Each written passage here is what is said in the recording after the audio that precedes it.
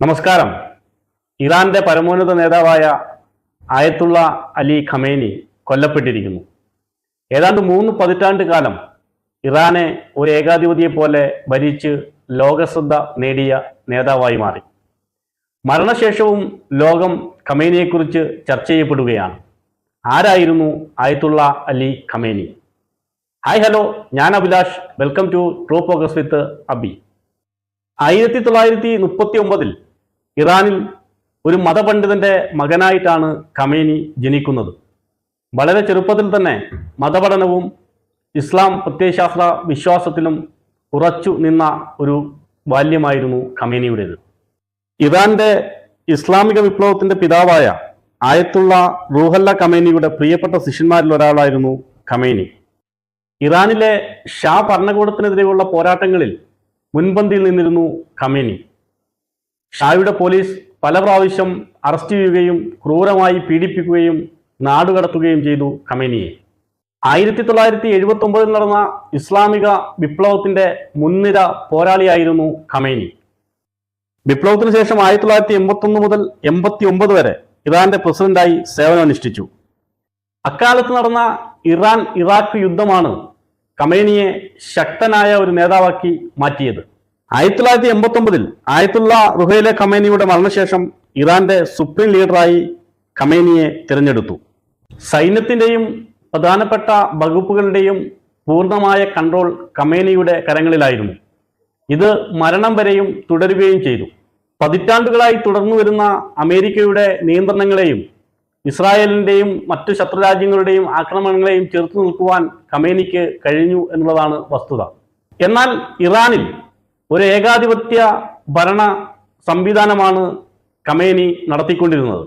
1988 ഇറാനിലെ തടവുകാരെ ഖമേനി കൂട്ടക്കൊല ചെയ്തു.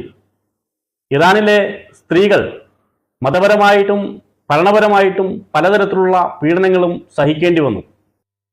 ഇറാനിയൻ കമ്മ്യൂണിസ്റ്റുകാരെയും ഭരണകൂടത്തിനെതിരെ നിൽക്കുന്നവരെയും കശാപ്പ് ചെയ്യുന്നതിൽ ഖമേനിക്ക് യാതൊരു മടിയും ഉണ്ടായിരുന്നില്ല. ഖമേനി ഒരു തീവ്ര ഷിയ മുസ്ലിമാണ്. അതുകൊണ്ട് തന്നെ മതപരമായിട്ടുള്ള പല നിയമങ്ങളും ആ രാജ്യത്ത് നടപ്പിലാക്കിക്കൊണ്ടിരുന്നു. വിവാഹമോചനം പോലെയുള്ള കാര്യങ്ങൾ പുരുഷാധിപത്യപരമായിട്ടാണ് ഖമേനി നടപ്പിലാക്കിയത്. പെൺകുട്ടികൾക്ക് വിവാഹപ്രായം കുറയ്ക്കുകയും പുരുഷന്മാർക്ക് സ്വത്തിൽ കൂടുതൽ അധികാരം നൽകുകയും ചെയ്യുന്ന നിയമനിർമ്മാണം തന്നെ ഖമേനി ഇറാനിൽ നടപ്പിലാക്കി. വധശിക്ഷ ഇറാന്റെ പ്രധാന ശിക്ഷാവിധിയാക്കി മാറ്റിയതും ഖമേനി തന്നെയാണ്. രാഷ്ട്രീയ എതിരാളികളെയും സ്വവർഗ അനുരാഗികളെയും ഖമേനിയുടെ ശത്രുക്കളെയുമൊക്കെ രഹസ്യ വിചാരണ നടത്തി പലപ്പോഴും വധശിക്ഷയ്ക്ക് വിധേയമാക്കിയിട്ടുണ്ട്. ന്യൂനപക്ഷങ്ങൾക്ക് തൊഴിൽ നിഷേധം വരെ നടത്തിയിട്ടുണ്ട്. ഹിജാബ് ധരിക്കാത്തതിന്റെ പേരിൽ നിരവധി പെൺകുട്ടികളെ പോലീസിനെ ഉപയോഗിച്ച് ക്രൂരമായി മർദ്ദിക്കുന്ന കാഴ്ചയും നാം ഇറാനിൽ നിന്ന് കണ്ടിട്ടുണ്ട്. തിരഞ്ഞെടുപ്പുകൾ അട്ടിമറിച്ചും തന്റെ വിശ്വാസപരമായ കാര്യങ്ങൾ ജനങ്ങളിൽ അടിച്ചേൽപ്പിച്ചുമാണ് കഴിഞ്ഞ 3 പതിറ്റാണ്ട് ഖമേനി ഇറാനിൽ ഭരണം നടത്തിയത്. ഇതിന്റെ ഇടയിലാണ് അമേരിക്കയും ഇസ്രായേലും ചേർന്ന് ഇറാനെ ആക്രമിച്ചത്.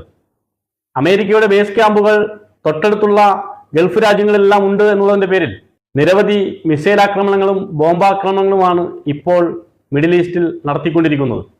ലോകത്തെ ആകെ ഭീതിയിലാക്കി ഇസ്രായേലും അമേരിക്കയും ഇറാനും തമ്മിലുള്ള യുദ്ധം തുടർന്നുകൊണ്ടിരിക്കുകയാണ്. ഇറാൻ അണുബോംബ് നിർമ്മിക്കുന്നു എന്ന പേരിലാണ് ഈ യുദ്ധം ആരംഭിച്ചത്. ഇറാൻ അണുബോംബ് നിർമ്മിച്ചാൽ അത് അമേരിക്കയെയും ഇസ്രായേലിനെയും നല്ലപോലെ ബാധിക്കുമെന്ന് ഈ 2 രാജ്യങ്ങൾക്കും അറിയാവുന്നതുകൊണ്ടാണ് ഇറാനെ ആക്രമിച്ചതും അലി ഖമേനിയെ കൊലപ്പെടുത്തിയതും.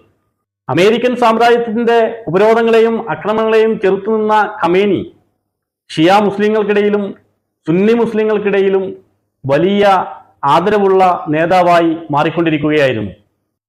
ഇറാന്റെ പരമോന്നത നേതാവെന്ന നിലയിൽ അമേരിക്കയോടും ഇസ്രായേലിനോടും മരണം വരെ പൊരുതി മരിച്ച മഹാനെന്ന പദവി ഇന്ന് പലരും അദ്ദേഹത്തിന് ചാർത്തിക്കൊടുക്കുന്നത് കാണാം.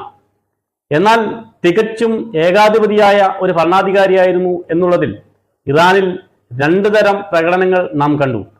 ഒന്ന് ഖമേനി മരിച്ചതിൻ്റെ ദുഃഖത്തിലുള്ള പ്രകടനവും ഒന്ന് മരിച്ചതിൻ്റെ സന്തോഷത്തിലുള്ള പ്രകടനവും. ഈ രണ്ട് പ്രകടനങ്ങളും സൂചിപ്പിക്കുന്നത് ഖമേനിക്ക് വലിയ ശത്രുക്കളും ഒരുപാട് മിത്രങ്ങളും ഉണ്ടായിരുന്നു എന്നാണ്.